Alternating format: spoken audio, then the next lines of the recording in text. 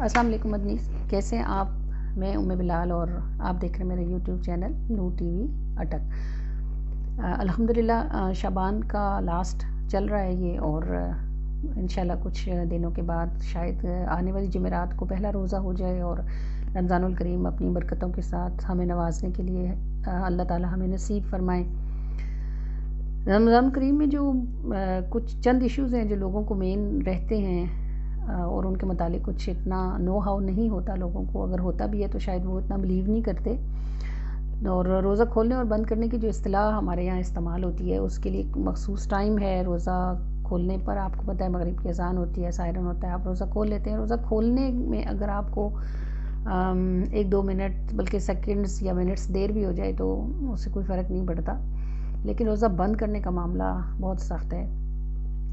روزہ بند کرنے میں اگر آپ سے 1 سیکنڈ کی بھی تاخیر ہو جاتی ہے تو روزہ بند ہی نہیں ہوتا، اور عام میں جس کو بند کرنا کہتے ہیں۔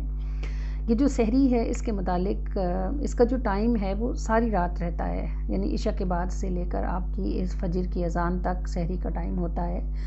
اور آپ اگر رات میں سونے سے پہلے کچھ بھی کھا لیں، پی لیں، ایک کھجور کھا لیں، دودھ لے لیں، بلکہ پانی بھی لے لیں، اور یہ نیت کر لیں کہ آپ سحری کی نیت سے پیتے ہیں، تو اس سے یہ ہوتا ہے کہ اگر خدا نہ خواستہ آپ کو صبح آنکھ نہیں کھلتی سحری کے ٹائم پر، اور اذان کے وقت کھلتی ہے، یا آپ لیٹ ہو جاتے ہیں اور آپ کو سحری کا نہیں موقع ملتا، تو وہ جو رات کو آپ نے پانی پیا تھا یا جو آپ نے کھجوریں کھائی تھی وہ سحری کی نیت سے کھائی تھی، تو ان کے کھانے سے آپ کو سحری کا ثواب مل جائے گا۔ روزے کا تو انشاءاللہ ملے گا ہی، کیونکہ آپ رکھیں گے۔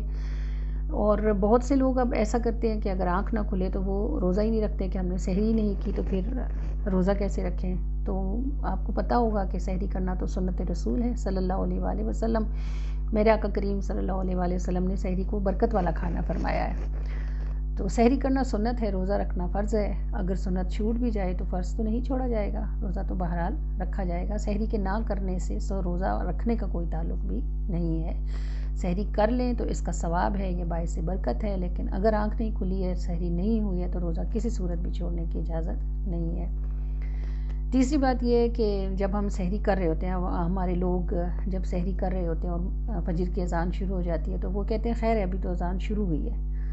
تو آپ کو معلوم ہو کہ اذان فجر اس بات کا اعلان ہوتی ہے کہ رات ختم ہو گئی ہے، اور سحری رات میں کھانے کا کھانا ہے، وہ فجر کے بعد کا نہیں ہے۔ یہ جو آپ سورہ قدر پڑھتے ہیں نا، اس میں اللہ کریم فرماتے ہیں نا سلام ہے یا حتی مطلع الفجر، کہ یہ سلامتی ہے یہ رات طلوع فجر تک۔ اس کا مطلب ہے جیسے ہی فجر طلوع ہوگی رات ختم ہو جائے گی، اور فجر کی اذان شروع ہی تب ہوتی ہے جب فجر طلوع ہو جاتی ہے۔ تو جیسے ہی مؤذن اللہ اکبر کرتا ہے اس سے پہلے ہی آپ کے منہ میں کچھ نہیں ہونا چاہیے، اور اگر کچھ ہے بھی تو آپ پانی یا دودھ وغیرہ ہے تو فوراً آپ اس کو اگل دیں۔ اگر روٹی کا نوالا وغیرہ منہ میں ہے، یا کچھ کھا رہے ہیں، یا کچھ دانتوں میں پھنسا ہوا تھا آپ اس کو چبا رہے ہیں اور اللہ اکبر ہو گئی ہے تو آپ اسے تھوکیں گے۔ اگر آپ اس کو نگل لیں گے تو آپ کا روزہ گیا، ٹوٹ جائے گا۔ بہت سے لوگوں کو یہ غلط فہمی ہے کہ وہ مؤذن کی اذان کے اینڈ ہونے تک بھی کھاتے پیتے رہتے ہیں، بلکہ کچھ لوگ تو یوں بھی کہتے ہیں کہ ابھی ہمارے محلے کی مسجد میں تو اذان ہی نہیں ہوئی۔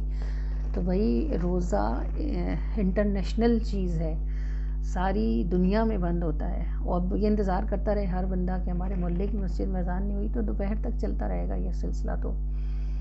تو کیلنڈر جو آپ کے پاس موجود ہوتے ہیں ان پر ٹائم دیکھ کر روزہ بند کریں، اذان کا انتظار نہ کریں۔ اور 22-23 رمضان جو سٹارٹ ہو رہا ہے اگر 22 یا 23 مارچ کو، تو یہ تقریباً 4:47-46 آ رہا ہے یہ ٹائم، روزے کا شیڈیول میں جو آ رہا ہے نا سحری کا ٹائم، یہ سارا سال کا جو ٹائم ہے سحری کا، اس شیڈیول میں یہ 4:46، 4:47، 4:46 اور 4:47 پر 22-23 پہ روزہ بند ہو رہا ہے۔ تو اسی سے آپ گریجولی آگے بڑھاتے جائیں، 1-1 منٹ اگر آگے بڑھتا جاتا ہے تو اس حساب سے روزہ بند کیا جا سکتا ہے۔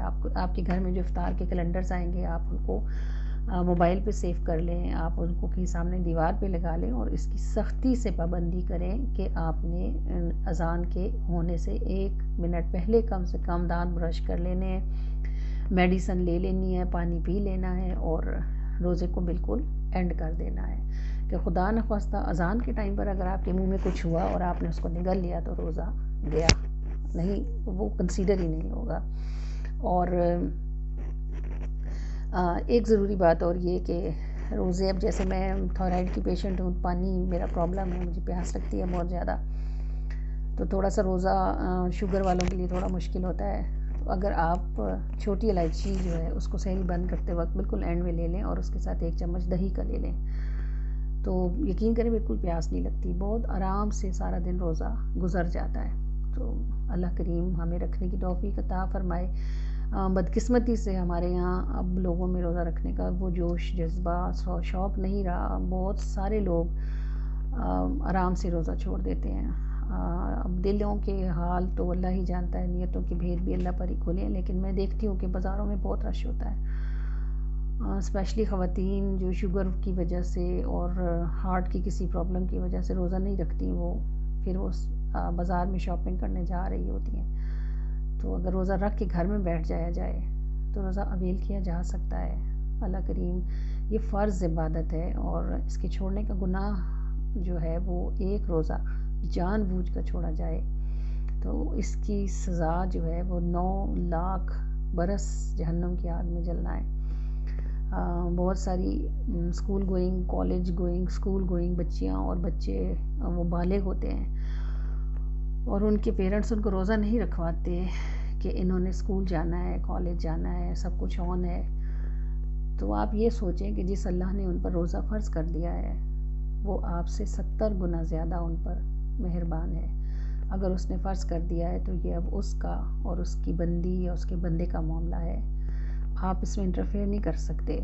عین ممکن ہے کل قیامت کے دن جب آپ کے ان بچوں سے پوچھا جائے کہ آپ نے روزے کیوں چھوڑے تھے، اب اس کی سزا بھگتیں، تو وہ کہہ دیں کہ ہم نے تو نہیں چھوڑے تھے اللہ تعالیٰ، یہ تو ہماری امی نے ہمیں کہا تھا یا ہمارے باپ فادر ہمیں نہیں رکھنے دیتے تھے روزہ. تو اس صورت میں تو آپ برابر کے جرم میں شریک پکڑے جائیں گے. ہو سکتا ہے وہ چھوٹ جائیں اور آپ پکڑے جائیں. تو اس کا تھوڑا سا دھیان کریں. اللہ تعالیٰ 70 ماہوں سے زیادہ محبت فرماتا ہے. اگر 14 سال 12 سال کی عمر میں بچے یا بچی پر روزہ فرض ہو گیا ہے تو اسے رکھنے دیجیے. اللہ تعالیٰ اس کو بھی اجر عطا فرمائے گا، اور اللہ تعالیٰ اس شفقت کی وجہ سے جو آپ کے دل میں اور آپ کو اس پر تکلیف ہے آپ کو اس سے زیادہ اجر ہوگا. تو اللہ کی راہ میں اپنے بچوں کو مضبوط کیجیے اور ان کو دین پر مضبوطی کے ساتھ کھڑے ہونے والا بنائیے. اللہ کریم ہمارا حامی و ناصر ہو اور اللہ تعالیٰ ہم سب سے راضی ہو. السلام علیکم ورحمۃ اللہ وبرکاتہ.